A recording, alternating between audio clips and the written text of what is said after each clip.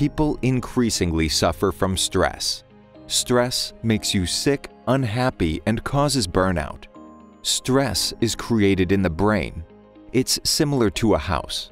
The basement is your brainstem, where your crocodile lives. The ground floor is your midbrain, the center of your emotions, also called the limbic system. This is where your guard, the amygdala, keeps watch. It gets signals from your sensory organs, often supported by the adjacent memory center, your hippocampus. If there is danger, it sends the elevator to the basement. It alerts your crocodile, creating a fight or flight reaction. The stress hormones adrenaline and cortisol are released. They generate energy, but unfortunately make you sick in the long term. This causes your cardiovascular system, metabolism, immune system, and psyche to suffer. Negative feelings arise. It's beneficial for your amygdala to rest and not perceive any danger.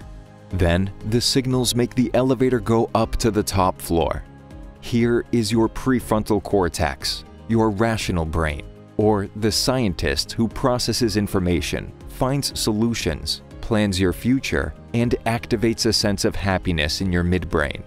Beneficial thinking helps you to consciously push signals upwards, reduce stress, and live a healthier and happier life.